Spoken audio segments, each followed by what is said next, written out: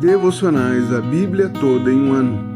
Hoje, Apocalipse, capítulos 13 a 16.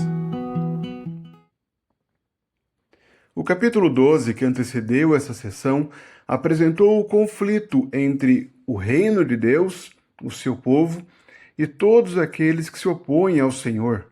Nós vimos a imagem da mulher que se achava grávida e era perseguida pelo dragão, e de como o Senhor poupou a criança, e o dragão passou a perseguir a mulher e seus descendentes. E agora, nos capítulos 13 e 16, essa tensão entre o reino de Deus e aqueles opositores a esse reino é intensificada. No capítulo 13, João vê duas bestas, duas figuras marcantes de Apocalipse.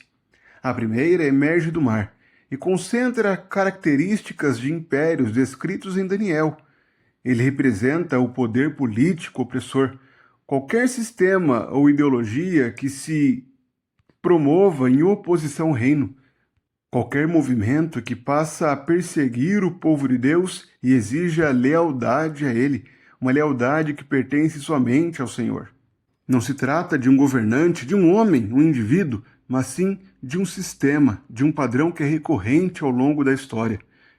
A besta que emerge do mar, portanto, pode ser comparada aos muitos sistemas e impérios que se levantaram contra o povo de Deus ao longo da história. A segunda besta, que sobe da terra, exerce uma função que complementa a primeira. Ela não governa pela força, mas pela persuasão. Ela tem a aparência do cordeiro, mas ela fala como o dragão. Por mais que sua aparência produza uma certa proximidade ao do verdadeiro cordeiro, na verdade o seu ensino é enganoso. É o ensino do dragão. Essa besta representa o falso ensino, a distorção da verdade, os ensinos enganosos que levam pessoas para longe do evangelho, do verdadeiro evangelho, da palavra de Deus.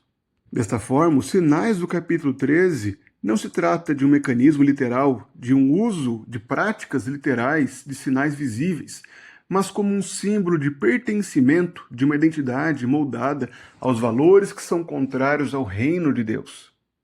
O capítulo 14 traz agora uma quebra desse padrão. Ele mostra onde está a verdade. Não está na besta que emerge do mar e nem na besta que emerge da terra, mas está no Cordeiro. No Cordeiro que está reunido no Monte Sião, com os seus 144 mil selados, com o seu povo. São eles que foram preservados, que estão firmes e que agora entoam um novo cântico ao Senhor. São os que não se macularam com o pecado, em que na sua boca não há mentira, pois eles anunciam a verdade. São justos, que contrastam com os ímpios, do capítulo 13, que adoram a besta, tanto da terra como a do mar. A segunda metade do capítulo 14, porém, passa para a descrição do juízo.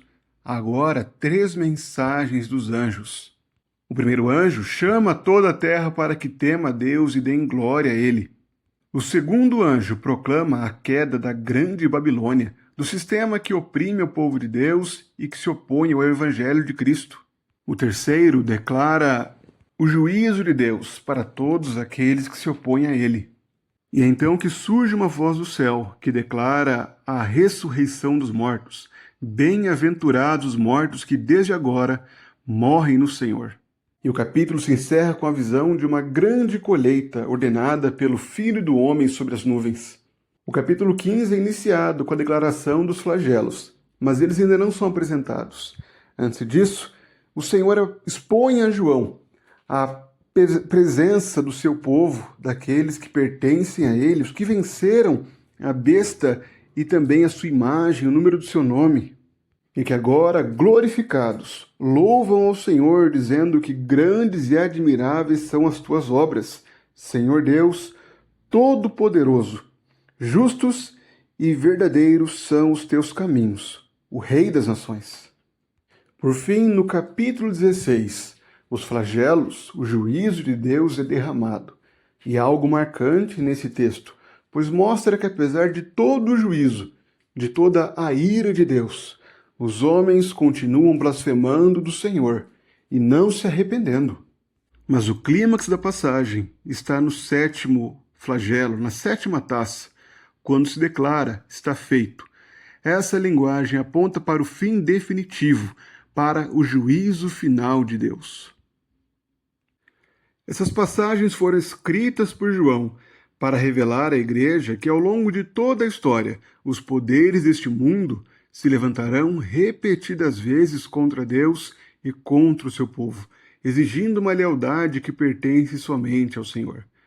Essas forças podem parecer dominantes, podem parecer invencíveis, mas a palavra do Senhor deixa claro que a sua autoridade é limitada e temporária. Diante da oposição constante, Deus assegura aos seus servos que Ele os conhece, que Ele os guarda e que Ele jamais perde o controle da história. Ao mesmo tempo, João afirma que o juízo do Senhor é certo, que todos aqueles que perseguem a igreja e rejeitam a verdade serão julgados e sofrerão com a ira de Deus. Assim, o propósito do texto é fortalecer a igreja, chamando os crentes para reconhecerem a graça do Senhor e perseverarem em meio à pressão, à perseguição e a permanecerem fiéis exclusivamente ao Senhor. Apocalipse 13 a 16 aponta diretamente para Cristo como centro da história. Enquanto as bestas exercem uma autoridade que tenta roubar a glória de Cristo, ele é apresentado como o Cordeiro que permanece em pé, aquele que venceu por meio do sacrifício e que agora reina soberanamente. É ele quem guarda o seu povo e os conduz em segurança para a sua glória.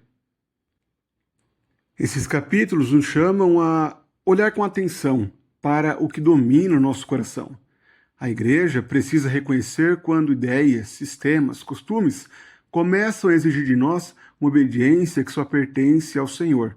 Muitas vezes, a idolatria não aparece de forma clara, mas se esconde em coisas consideradas normais, necessárias ou até mesmo inofensivas. Por isso, precisamos estar atentos e fugirmos da idolatria. Ao mesmo tempo, o texto também nos lembra que seguir Jesus exige compromisso, há um preço a ser pago. Devemos perseverar e permanecer fiéis ao Cordeiro, e isso pode nos trazer perdas, críticas e rejeição.